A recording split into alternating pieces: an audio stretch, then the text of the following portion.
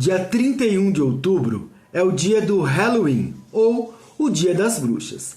No Brasil agora, o dia do Saci, por conta do processo de aculturação, ou seja, a influência que o nosso país tem recebido dessa cultura.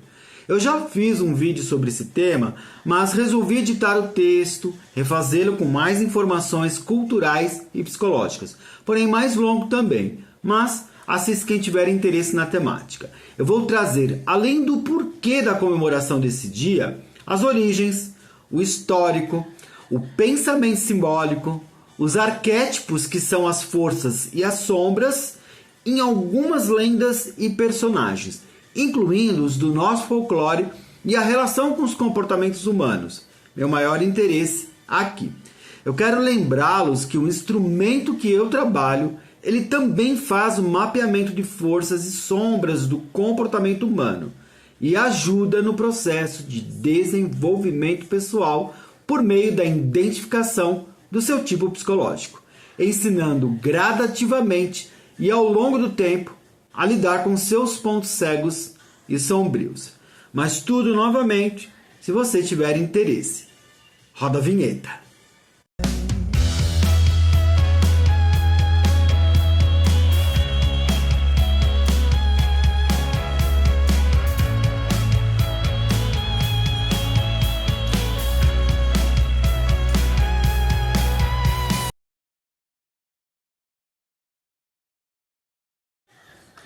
Tudo começa com quem conta um conto, aumenta um ponto. E essas histórias com E se espalham. Tudo que eu descrever pode ter outras versões, outras interpretações. As lendas, elas são psicodinâmicas como a nossa mente e a nossa consciência que se expande. Os contos de fadas, os mitos, as lendas e os personagens das histórias com E nada mais são do que conteúdos do inconsciente coletivo e mostram a essência de um povo. Criados pela mente humana e provenientes principalmente pelo homem do campo, que interpretavam os acontecimentos, os fenômenos da natureza, o que sentiam, viam e ouviam conforme suas crenças. Toda cultura, todo país tem as suas crenças, daí a formação de um mito, uma lenda e um personagem. Por isso não se pode criticar ou impugnar uma lenda, no máximo interpretá-la para entender aquela cultura à luz da criação da consciência e o processo evolutivo daquele lugar ou de quem vive por lá onde a lenda está.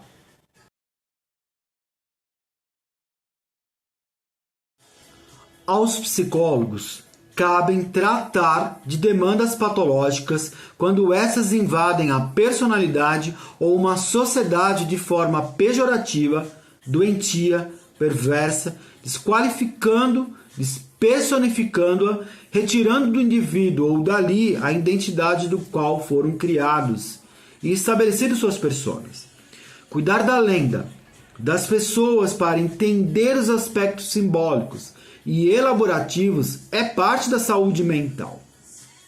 O pensamento simbólico ele tem se perdido nos dias atuais com um mundo cada vez mais racional, individualista, aí principalmente das grandes cidades. Não podemos esquecer que eles abastecem o entendimento da mente humana. Exemplo disso são os sonhos.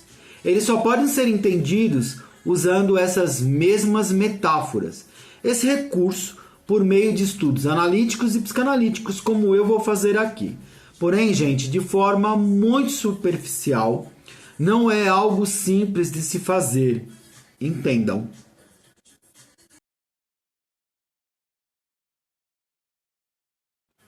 A comemoração do Halloween é originária dos britânicos e irlandeses, que são, através de seus ancestrais celtas, descendentes distantes de pescadores vindos da Península Ibérica, onde hoje é Portugal e Espanha.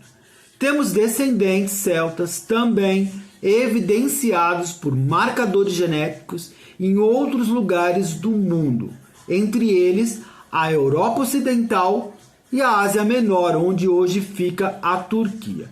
Nos Estados Unidos também é muito forte a cultura do Halloween. Eu tenho uma prima que estava o ano passado por lá, no mês de outubro, e contou sobre a decoração das casas e a seriedade com que eles reverenciam esse dia. Isso porque o país foi colonizado pelo Reino Unido e pela Irlanda. No Brasil, a adesão aconteceu por influência das escolas de inglês nos anos 2000. O governo Lula, em 2003, inclusive, criou um projeto de lei federal, de número 2762, incorporado a um outro projeto de lei federal, de número 2479, também em 2003, o Dia do Saci, toda a sua turma, com o objetivo de reforçar, valorizar e resgatar figuras do folclore brasileiro em contraposição ao Dia das Bruxas, mas infelizmente não tem tido muita adesão.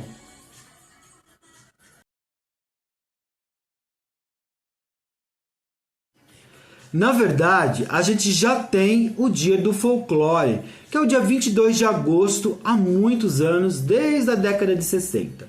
E é exatamente por esse motivo que eu faço esse vídeo, para reforçar agora as duas datas. Outra forma de entrada do Dia das Bruxas no Brasil, ela vem dos filmes, dos games e das séries com a facilidade e o acesso às streamings. A cada ano, eles ganham mais adeptos e será um prazer contribuir aqui.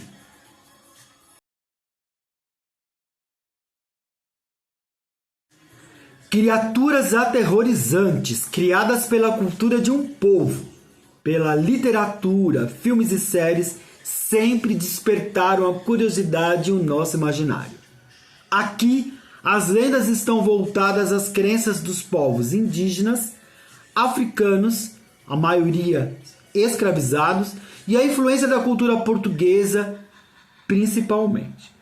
Quanto ao Halloween, os antigos povos celtas comemoravam a colheita antes do inverno rigoroso no hemisfério norte e utilizavam brinquedos como espantalhos de palha, abóboras iluminadas com velas para assustar e afugentar os pássaros ou mesmo proteger as plantações que às vezes eram invadidas por humanos. Então, a ideia era tocar o terror e expulsar o mal que rondava os campos, os galpões e as casas ao redor. Os personagens de uma cultura são espelhos das forças e sombras de uma sociedade.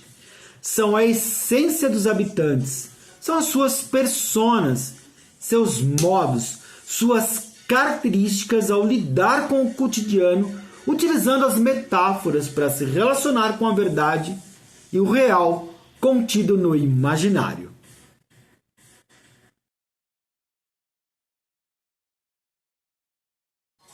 Eu vou falar das lendas e personagens mais conhecidos nessa data. São eles: a abóbora iluminada e o espantalho, a bruxa e a feiticeira, o Drácula ou o Conde Drácula ou o vampiro, o lobisomem, o Saci Pererê, a Cuca, o Curupira, o Negrinho do Pastoreio, a Lenda do Boto Cor-de-Rosa, Iara Mãe d'Água, Boitatá, o Bumba Meu Boi, a Mula Sem Cabeça, a Loira do Banheiro, o Homem do Saco e o Bicho Papão.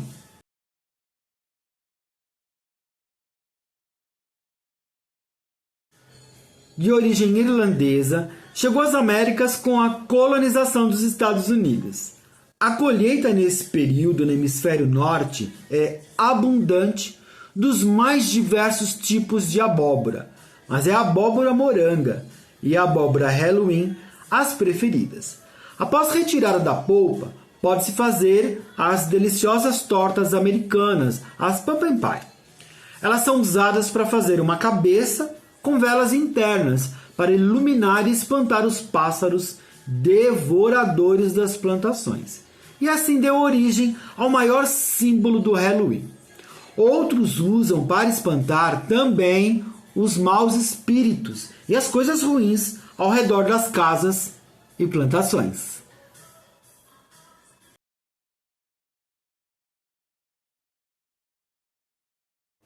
Outra lenda irlandesa é a do espantalho, que também é utilizado nas plantações com o mesmo objetivo da abóbora. Além da contada por cristãos, diz que o espantalho, o Jack o Iluminado ou o Jack o Lanterna, era um homem pagão, adorador da natureza, o deus do sol, a primavera, a lua, por exemplo. Quando ele morreu, ele foi rotulado pelos cristãos como um ser vagando sem rumo por não aderir ao cristianismo.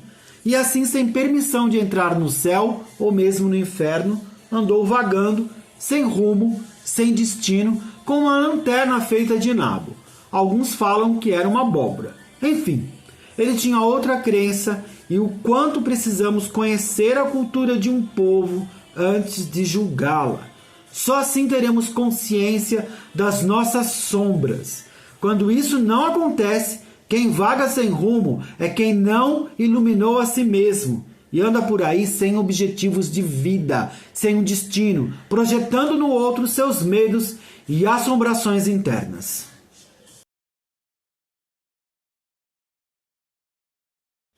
Talvez a lenda mais conhecida em todo o mundo. É muito forte na Itália, com muitas versões entre bruxas boas e bruxas más. Uma lenda que ainda sofre muitas mutações e tudo começou provavelmente na Idade Média.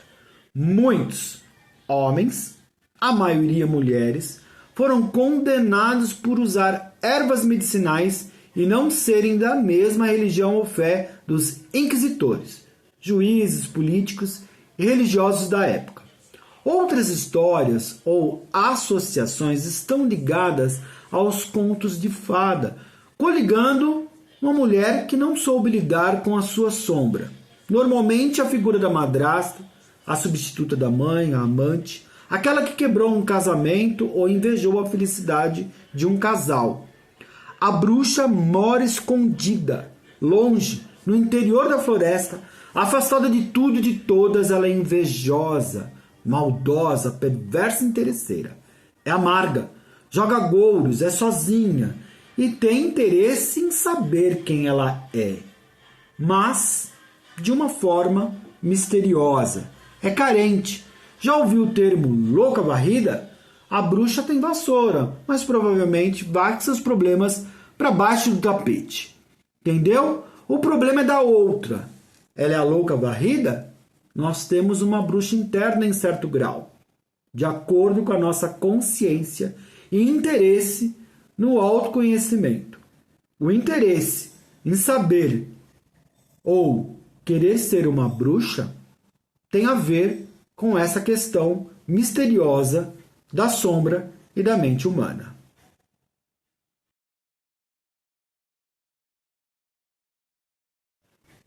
Há também no inconsciente coletivo a feiticeira. Ela é mais estratégica. Faz poções mágicas, acende velas, seduz e conquista com a sua beleza. Porém, pode ter também um componente histérico, daqueles que provoca e cai fora. Ela lida um pouco melhor com o feminino, ao contrário da bruxa. É independente, é livre, mas some num piscar de olhos. A Samantha, a feiticeira. A Ginny é um gênio das famosas séries dos anos 60.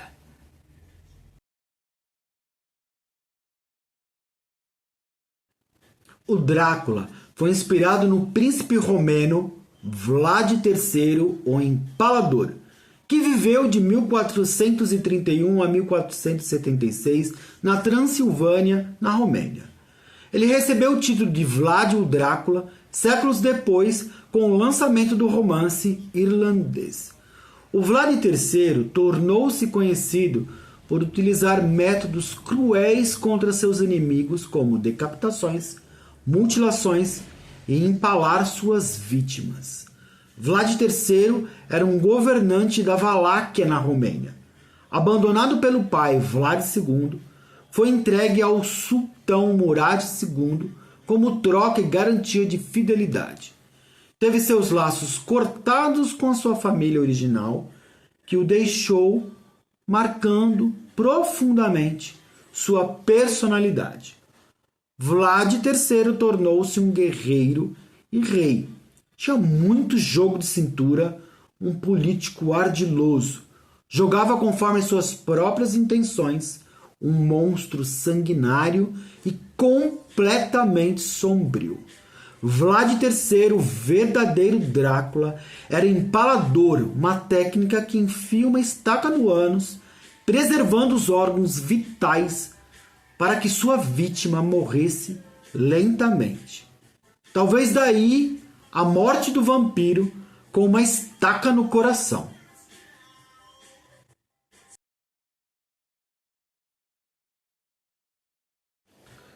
É também um dos mais famosos personagens criado pelo escritor irlandês Bram Stoker em 1897.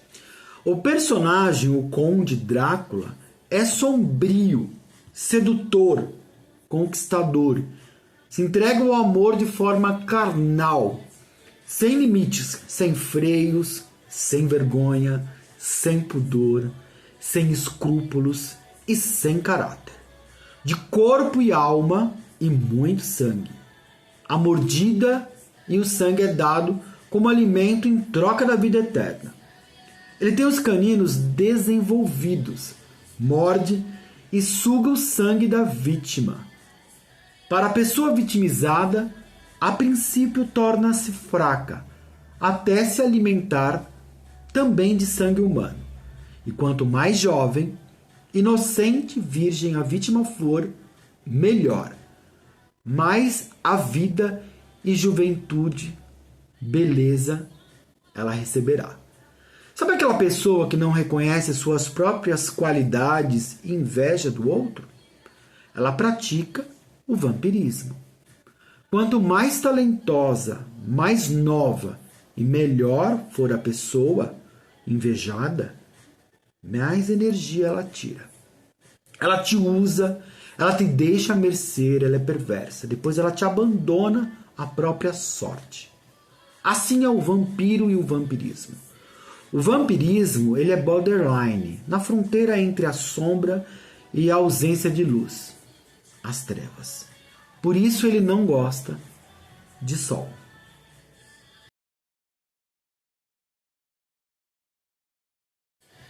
O lobisomem é também uma lenda muito conhecida em todo o mundo e no Brasil também. É muito antiga como a bruxa e as suas origens vêm desde a Grécia Antiga. Conta a lenda que o rei Licão foi amaldiçoado por Zeus porque era cruel com a população, em específico com quem visitava o palácio, oferecendo-lhes carne humana.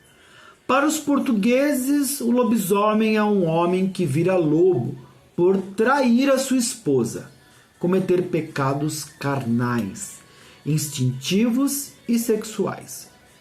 O lobisomem, ele é um homem que vira lobo em dia de lua cheia.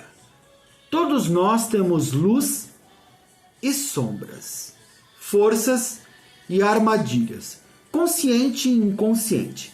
E quando nós não conhecemos essas forças e essas fraquezas e não aprendemos a lidar com elas, elas tendem a aparecer de forma violenta, em comportamentos impulsivos e descontrolados. É o masculino na versão sombria. Sabe aquela pessoa que agride o outro, ataca, explode? Falta-lhe consciência, tolerância à luz da consciência. O lobisomem fala sobre cuidar da impulsividade dos nossos conteúdos inconscientes. Aqui no estado de São Paulo tem uma cidade conhecida por ser a cidade do lobisomem. É a cidade de Joanópolis.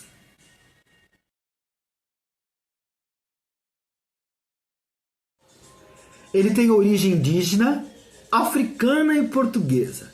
Mas é nosso, é a cara do Brasil e dos brasileiros.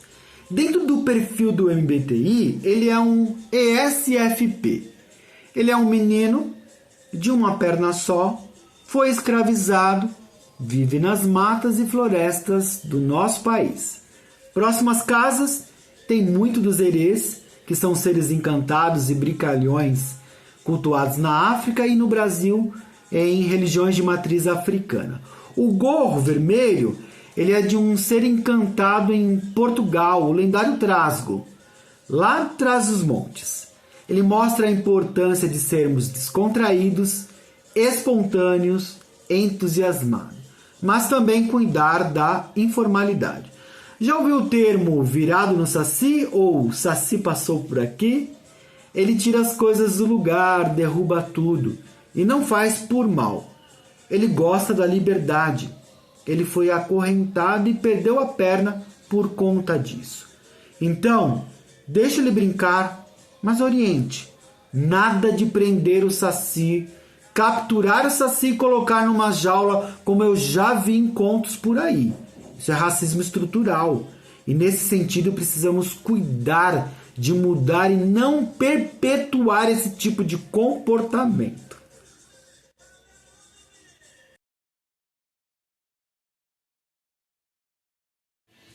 A cuca é uma lenda da Península Ibérica.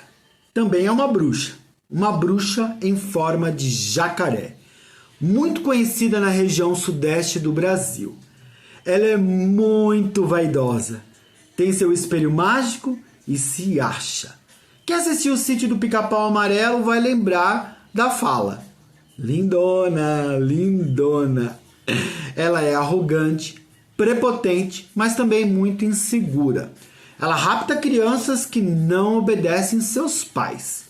Ela é muito autoritária, não sabe lidar com os aspectos afetivos da sua personalidade. É muito carente também e não é nada empática com a sua criança interior, com a sua naturalidade e a sua inocência. Isso porque a Cuca é muito atrapalhada. Ela é uma moleca desastrada.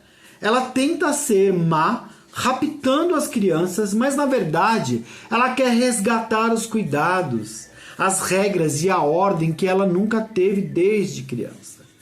A sua moradia é na caverna, com tudo que ela nunca teve quando criança. A caverna é inconsciente, mas muito arcaico e muito primitivo. A Cuca está falando para as crianças o quanto ela não teve bons cuidados e pede para que as crianças não desobedeçam os seus pais ou serão devoradas pelo abandono e a falta de proteção.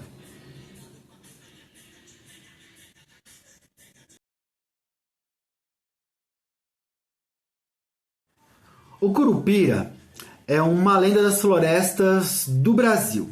Ele é um menino dos pés invertidos, os seus pés são para trás e ele tem o cabelo de fogo. Ele usa essas características dos pés para marcar no chão suas pegadas e despistar, fazendo com que as pessoas se percam, no caso de quem invade as matas para destruí-las. Ele é muito adaptável, usa o que poderia ser uma deficiência como algo construtivo e muito criativo. Essa é a mensagem que o personagem passa para nós.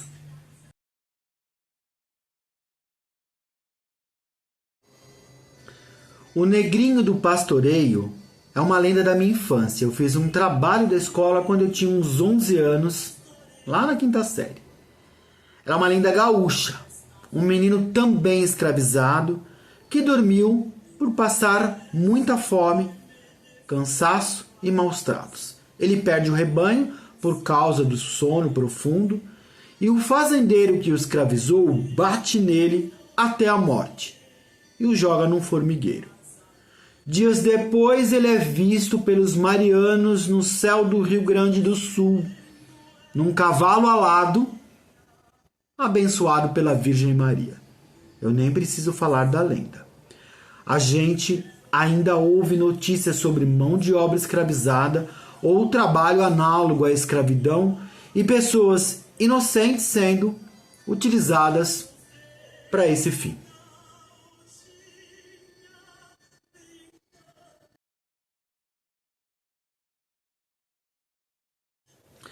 O Boto Cor-de-Rosa é uma lenda da região norte, principalmente do Amazonas.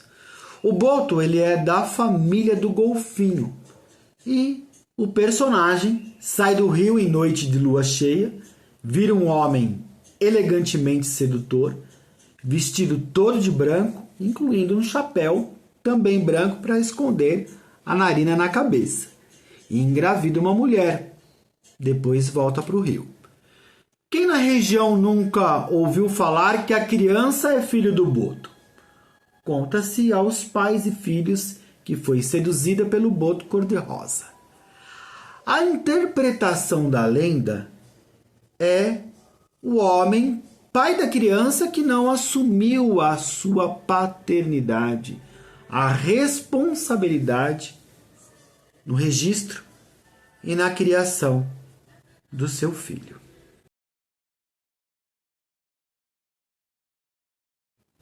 Na região amazônica, a Iara Mãe d'Água é uma cabocla, metade mulher, metade peixe. Ela tem um canto sedutor e seduz os pescadores e quem do rio e mar não tem medo e muito menos respeito. Ela também é conhecida como Bota. Seduz homens e mulheres com seus cabelos longos, pegando-os pela cintura. Em alguns países, a sereia.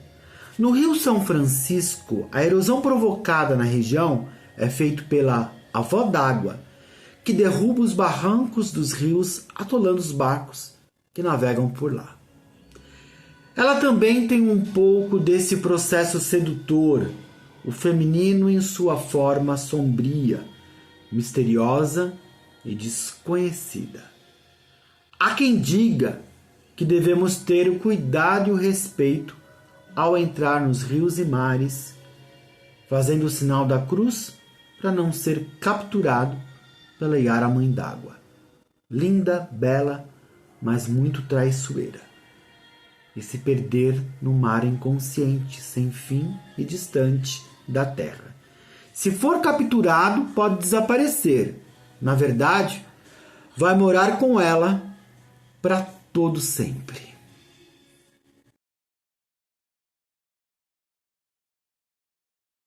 É fogo! A lendária boitatá, uma grande cobra em forma de fogo.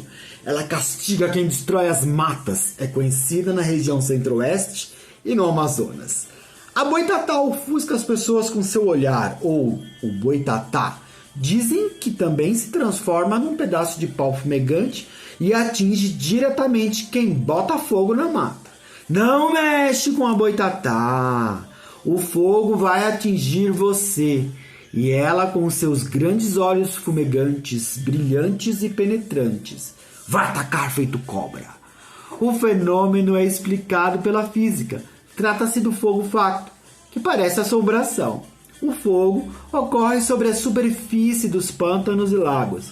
Quando há compostos orgânicos, eles entram em decomposição, ocorre aí a liberação do gás metano.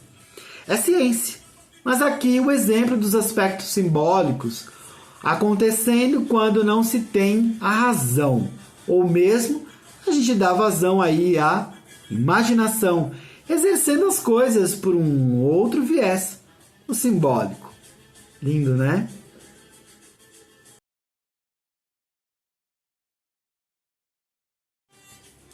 O Bumba Meu Boi ou o Boi Bumbá, patrimônio cultural do Brasil e do Maranhão.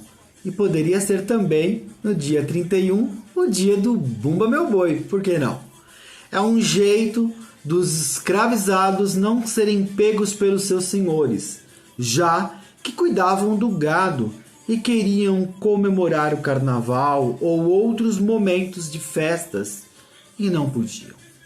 Cabeça de boi, 2 homens cobertos por um pano colorido fazendo as patas dianteiras e traseiras do boi. O Jung é a consciência que permite condições para que a pessoa lide com a sombra e o medo. É a criatividade, é o enfrentamento, referenciando ali a situação que se está inserido de uma forma gostosa. E de vez sofrer, a gente tem aí a solução. diante do aprisionamento. Esse comportamento ele é muito comum nos ISFPs, lá no MBTI. São contidos, mas têm a mente aberta. E num determinado momento, a solução pulsa em criatividade. Outras versões, a de um casal escravizado. O marido mata um boi, o mais querido do seu senhor, porque a sua senhora, a sua esposa, teve vontade de comer língua de boi durante a gravidez. E do boi do seu senhor, o mais querido, como eu falei. Quando a criança nasce, acaba por ter o dom de ressuscitar o boi morto, com a forma de agradecimento pelo alimento e pelo desejo concedido. A mãe, o pai e o senhor todos festejam. É a simplicidade do campo e a gratidão pelo alimento. O amor e a possibilidade de redenção. É festa, é a festa do boi.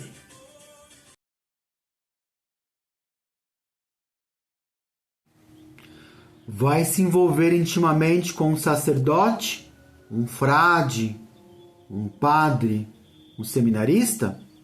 Vai perder a cabeça e ser condenado pela sociedade a viver sem rumo para o resto da vida. Aí está a interpretação da mula sem cabeça. Uma pessoa que vai virar mula sem cabeça, no pescoço, um fogaréu saindo em disparada, condenada pelo pecado cometido e nunca mais vai encontrar o rumo da casa, da igreja e do céu. Vai arder no fogo do inferno.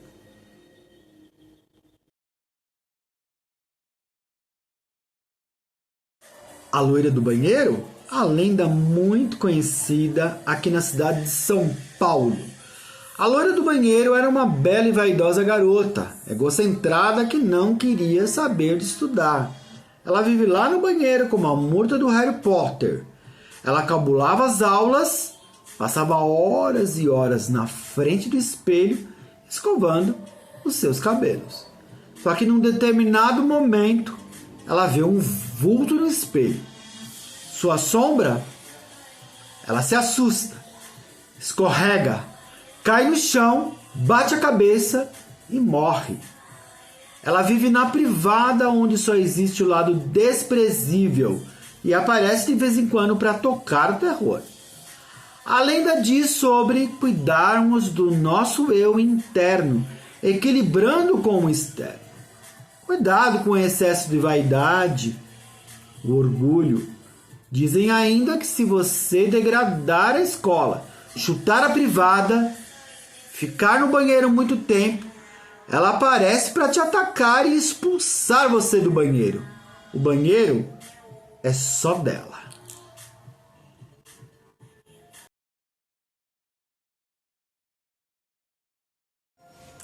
O homem do saco? Crianças que são mal criadas ou ficam brincando sozinhas sem um adulto por perto podem ser raptadas por ele. Interessante a forma com que foram resolutos nessa lenda. O medo é grande. Conheci muitas crianças como eu que tinham pavor do homem do saco e acreditavam muito nele.